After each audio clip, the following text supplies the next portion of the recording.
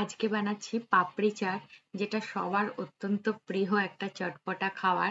তবে এটা কিন্তু আলু দিয়ে বানাবো না, মানে আমাদের যেমন হয়ে থাকে পাপড়ির ওপরে আলু দেওয়া হয়, আলু মাখা, সেটা না। এটা কিন্তু ঘুগনির একটা স্টাফিং দিয়ে পাপড়ি চাট বানাচ্ছি। আর তার সাথে একটা চাটনিও দেখাবো, যেটা তেঁতুলের টক মিষ্টি চাটনি হয়। তো সেটা বানানোর জন্য আমি এখানে আখের গুড় নিয়ে নিয়েছি ওজনে 550 গ্রাম। তবে 500 থেকে 550 গ্রামের মধ্যে আপনি নিতে পারেন। 500 গ্রাম হলেও ক্ষতি নেই। আর এখানে আমি তেঁতুল নিয়ে নিয়েছি। তেঁতুলটা কিন্তু আমি বীজ ছাড়ানো নিয়েছি। আর তবে আপনারা বীজ দেওয়া তেঁতুলও ব্যবহার করতে পারেন। তেঁতুলটার ওজন হচ্ছে 125 গ্রাম। আর এখানে খেজুর নিয়েছি। খেজুরের কোয়ান্টিটি হচ্ছে 125 গ্রাম। তেঁতুল আর খেজুরের কোয়ান্টিটি সেম।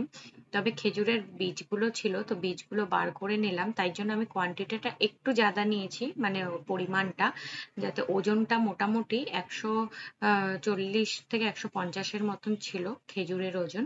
তবে সেই বীজগুলো হাটিয়ে তার 125 গ্রাম টোটাল খেজুর নিতে হবে, আর 125 গ্রাম তেঁতুল, তার সাথে 500 গ্রাম থেকে 550 গ্রাম গুড়।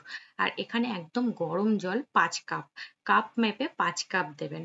ঠিক আছে, এটা কিন্তু খুব তাড়াতাড়ি তৈরি হয়ে যায়। আমি একটা ইজি প্রসেস দেখাচ্ছি। শুধু গরম জলে এটা ঢাকনা দিয়ে এটা সাইডে রেখে দেবেন 1 ঘন্টা থেকে 2 ঘন্টার মধ্যে। 1 ঘন্টায় হয়ে যায়, খুব বেশি গরম জল দেবেন তাতে, 1 ঘন্টায়ও হয়ে যায়। এবার আমি পাপড়ি বানাবো। পাপড়ি বানানোর জন্য আমি এখানে 225 গ্রাম ময়দা নিয়েছি, তার সাথে সুজি নিয়েছি 3 টেবিল স্পুন, আর তার সাথে বেসন নিয়েছি 3 টেবিল স্পুন, আর 1 টিস্পুন নিয়েছি জোয়ান। জোয়ানটা হাতের মধ্যে একটু ঘষে দিয়ে দেবো। আর নুন অ্যাড করে দিচ্ছি। আর তার সাথেই 3 মানে 3 টেবিল স্পুন নিয়েছি রিফাইন্ড অয়েল। এখানে ঘি ব্যবহার করবেন না। যদি ঘি ব্যবহার করেন তাহলে কিন্তু খাস্তা হয়ে যাবে।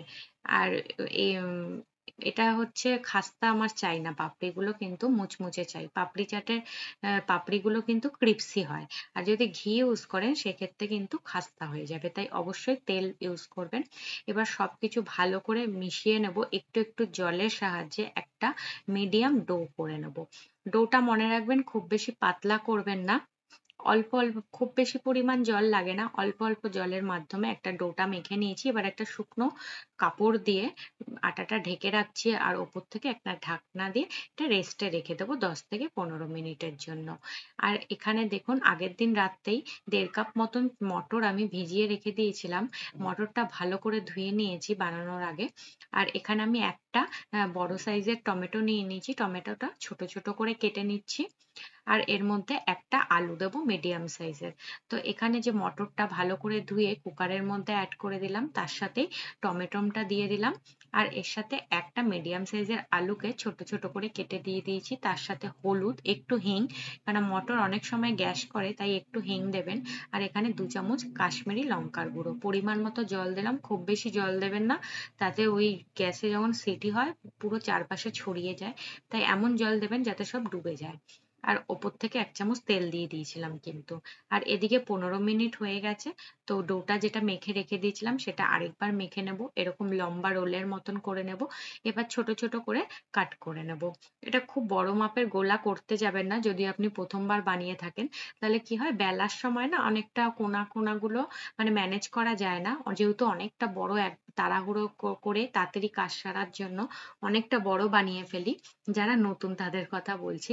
তো পরে কোনাগুলো মোটা হয়ে যায়, তাতে কি হয়, পাপড়িগুলো কিন্তু অত একটা ক্রিপসি হয় না। তাই ছোট ছোটই নেবেন ডো গুলো।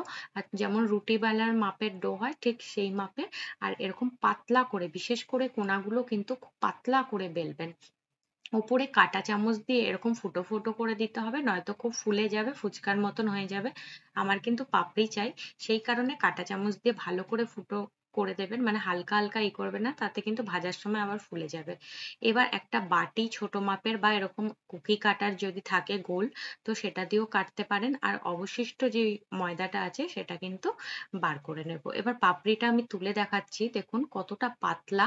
আর এটা বেলার সময় কিন্তু কোনো শুকনো আটা, আপনি যদি পরিমাণটা একদম সঠিক রাখেন, আমি যেগুলো দেখালাম, তাহলে কিন্তু কোনো রকমের আটা বা তেল বেলার জন্য লাগে না। আর যদি আপনার লেগে থাকে তাহলে অল্প একটু শুকনো আটা বা তেল দিতে পারেন, তবে এটা দরকার হয় না। গ্যাসে তেল গরম হতে দিয়েছিলাম কড়াইতে একদম হাই ফ্লেমে, তারপর ফ্লেমটা একদম মিডিয়াম টু লো করে তেলটা একটু ঠান্ডা করে নিয়ে মানে হালকা মিডিয়াম গরম রেখে এক এক করে পাপড়িগুলো দিয়ে দিয়েছি। আর এটা অনবরত একটু চালাতে থাকবো এপাট ওপাট। যখন পাপড়ির গায়ে কালার চলে আসবে তখন গ্যাসের ফ্লেমটা কিন্তু বাড়িয়ে দিতে হবে, তাতে কি হয় ক্রিপসি হয়। যখন কালারটা এরকম চলে আসবে তখন গ্যাসের ফ্লেমটা বাড়িয়ে দেবেন। আর স্টার্টিং এ কিন্তু একদম মিডিয়াম টু লো ফ্লেমেই ভাজবেন, না হলে উপর থেকে কালার তাড়াতাড়ি চলে আসবে, ভেতর থেকে কিন্তু ক্রিপসি হবে না। যেই ঠান্ডা হবে তখন কিন্তু নেতিয়ে যাবে। এই টিপস গুলো লক্ষ্য রাখবেন। আবার বলছি, কিনারাগুলো কিন্তু মানে এই রুটির পুরো কিনারাগুলো ভালো করে পাতলা করে বেলবেন, তাতে ক্রিপসি হবে। আর এরকম ছোট ছোট করে কেটে নিতে হবে। আর গ্যাসটা কিন্তু এখন যেহেতু আমি বানাচ্ছি, গ্যাসটা বন্ধ রাখবেন। আর যদি নয়তো লো করে রাখবেন, কিন্তু তেলটা গরম হতেই থাকে, তাই গ্যাসটা বন্ধ করে নেবেন। আর পাপড়িগুলো বানানোর সময় যদি আবার আরেকটা ব্যাচ বানান, তাহলে সেক্ষেত্রে পাপড়ি এগুলো কিন্তু সুতির কাপড় দিয়ে ঢাকা দিয়ে রাখবেন, যাতে হাওয়া না লাগে। দেখুন কতটা ক্রিপসি হয়েছে, ঠিক একদম দোকানের মতো। আর ঠান্ডা হয়ে গেলে কোনো এয়ারটাইট বাক্সের মধ্যে ভরে রাখবেন, তাতে অনেক দিন চলবে। আর এখানে দেখুন ১ ঘন্টার ওপরেই হয়ে গেছে ভিজিয়ে রেখেছিলাম। এবার একটা মিক্সিং জারের মধ্যে এগুলো নিয়ে নিচ্ছি যেগুলো ভিজিয়ে রেখেছি। আর তার সাথেই ওই গুড়ের জলটা অল্প দিলাম, বেশি না। বেশি দিলে মিক্সিং জারের ওপর পর্যন্ত চলে আসবে ঘোরানোর সময়, মানে ব্লেন্ড করার সময়। তো এবার একটা বড় মাপের ছাঁকনি নিয়েছি, ছাঁকনিতে একটু একটু আহ কাঠ দিয়ে ভালো করে মানে একটু একটু যে পেস্টটা বানিয়েছি সেটা দিয়ে কাঠটা বার করে নেব। ছাঁকনিতে ভালো করে ছেঁকে নিতে হবে, নয়তো ওই তেঁতুলের আঁশ বা ওই খেজুর সব মুখে পড়তে পারে। তো একটু গাঢ় হয় এটা, একটুখানি শুধু কষ্টকর আছে, মানে ছাঁকনিতে খুব জোর দিয়ে দিয়ে ভালো করে এটা ছেঁকে নিতে হবে। আর যে গুড়ের বাকি জলটা ছিল সেটাও ছেঁকে নিলাম। এটা খুব বেশি দেখুন নোংরা, মানে নোংরা বলতে খুব বেশি কাঠ বেরাবে না, মানে কাঠটা বার করে নেবো। যে অবশিষ্ট জিনিস আছে সেটা খুব একটা বেরায়নি, দেখুন একটুখানি বেরিয়েছে, তো এটা ফেলে দেবো। এবার গ্যাসের মধ্যে কড়াইটা দিয়ে দিলাম। এটা হাই ফ্লেমে, হাই বা মিডিয়াম টু হাই ফ্লেমে আপনি ৫ মিনিটের জন্য বসিয়ে রাখবেন, ঠিক আছে? মাঝে মাঝে একটু নাড়তে থাকবেন, এটা ৫ মিনিটের মধ্যে গাঢ় হয়ে যায়। এর মধ্যে দিয়ে দিলাম, কেননা আমি কিন্তু পরিমাণ মতো জল দিয়েছি, ৫ কাপ বা তার থেকে একটু বেশি দিতে পারেন, এর বেশি কিন্তু দেবেন না। তো আমি পরিমাণ মতো নুন দিয়ে দিলাম, তার সাথেই মৌরি গুঁড়ো, আর এটা হচ্ছে শুকনো খোলায় জিরাকে ভেজে গুঁড়ো করে নিয়েছি, আর তার সাথে ২ চামচ চিনি, আর কাশ্মীরি লঙ্কার গুঁড়ো, এটা কিন্তু রঙের জন্য।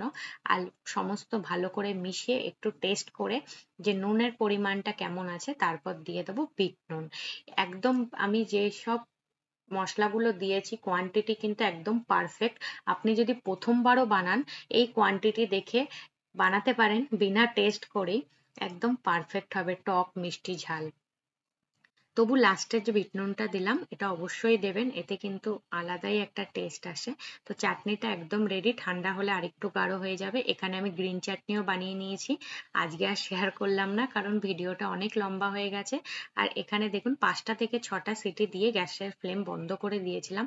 এখন অনেকটাই ঠান্ডা হয়ে গেছে, তাই একটা বড় বাটির মধ্যে সব ঘুগনিটা ঢেলে আরেকবার গরম করে একটু ফুটিয়ে নেব। ঘুগনিটা একদম রেডি। এটাও কিন্তু ঠান্ডা হতে হতে একটু গাঢ় হয়ে যায়, তাই একটু পাতলা থাকার সময় একটা বাটির মধ্যে নিয়ে নিলাম। সাথে রোস্টেড ধনে গুঁড়ো, রোস্টেড জিরে গুঁড়ো, মানে ভাজাই ধনে গুঁড়ো, জিরে গুঁড়ো, ভাজা লঙ্কার গুঁড়ো, এটা কিন্তু চিলি ফ্লেক্স না, লঙ্কার গুঁড়ো। এর সাথে একটা জিনিস অবশ্যই অ্যাড করবেন, গন্ধরাজ লেবু। এই গন্ধরাজ লেবুর গন্ধ এত সুন্দর লাগে, আপনারা কোনো সময় এর সাথে খেয়ে দেখবেন, দারুণ লাগে। সাথেই আমি জলজিরা অ্যাড করলাম, আপনারা চাট মশলাও অ্যাড করতে পারেন। আর গন্ধরাজ লেবুর পরিমাণটা একটু বেশি দেবেন, তাতে খেতে দারুণ, মানে গন্ধটাই জাস্ট দারুণ লাগে। তো গন্ধরাজ লেবু আমি অনেকটাই দিয়ে দিয়েছি। তার সাথে এই গ্রিন চাটনির মধ্যেও কিন্তু লেবু দেওয়া আছে, তো এখানেও একটা টকের পরিমাণ আছে। আমি আর এখানে কোনো তেঁতুলের ব্যবহার করছি না, কারণ আমি একটা তেঁতুলের চাটনি বানিয়েছি, আমি ওটাই সার্ভ করব এর সাথে মিক্স করে। লাস্টে কালো নুন মানে বিট নুন আর নরমাল নুন দিয়ে দেবো। একটু টেস্ট করে দেবেন, কেননা সবকিছু অনেক কিছুর মধ্যেই নুন আছে। ওই যেমন জলজিরা, তারপর গ্রিন চাটনি দিলাম, তাই একটু টেস্ট করে লাস্টে নুনটা দেবেন। এবার একটা প্লেটের মধ্যে পাপড়ি সাজিয়ে নিয়েছি, ঠিক যেমন দোকানে দেয়। ওপর থেকে ঘুগনিটা দিয়ে দিচ্ছি, তার ওপর থেকেই দই দিয়ে দিলাম। দইটা কিন্তু ফেটিয়ে নিয়েছিলাম চামচ দিয়ে। তার ওপর থেকে এই যে চাটনিটা বানিয়েছিলাম, টক ঝাল চাটনি, ঝাল তো না, টক মিষ্টি চাটনি, সেই চাটনিটা দিয়ে দিলাম। আর গ্রিন চাটনি, শসা কুচি, টমেটো কুচি, আর তার সাথেই ধনেপাতা কুচি, পেঁয়াজ কুচি দিয়ে তারপর ওপর থেকে আরেকটা রাউন্ড আমি পাপড়ি দিয়ে দিলাম, আবার ওপর থেকে ঘুগনি দিয়ে দিলাম। আর তার ওপর থেকেই সেম লেয়ার করব ফাটানো টক দই। আর তার সাথেই এই চাটনিটা কিন্তু ফ্রিজে না রাখলেও ফ্রিজের বাইরেও আপনি 6 মাস আরামসে রাখতে পারবেন, কোনো নষ্ট হয় না, একদম ভালো থাকে। তো আবার আমি আরেকটা লেয়ার করে দিলাম, শসা পেঁয়াজ সব দিয়ে, ওপর থেকে একটু লেবু দিলাম। আর চাট মশলা দিতে পারেন, আমি জলজিরা বেশি পছন্দ করি এর সাথে, দারুণ লাগে খেতে আমার। আর ওপর থেকে কিছু পাপড়ি ভেঙে দিয়ে দিলাম, আর লাস্টে ঝুরি ভাজা দিলাম, একদম পাতলা যে ঝুরি ভাজা হয় যেটা দোকানে দিয়ে থাকে। এই পাপড়ি চাট একবার বাড়িতে বানিয়ে খেয়ে দেখবেন। এই পাপড়িগুলো কিন্তু বানিয়ে কোনো এয়ারটাইট ডিব্বার মধ্যে 20 থেকে 25 দিন একদম কিচ্ছু হয় না, এরকমই ক্রিপসি থাকে। তো আমার এই রেসিপিটা যদি ভালো লেগে থাকে বাড়িতে একবার ট্রাই করবেন অবশ্যই। আর রেসিপিগুলো ভালো লাগলে অবশ্যই সাপোর্ট করবেন।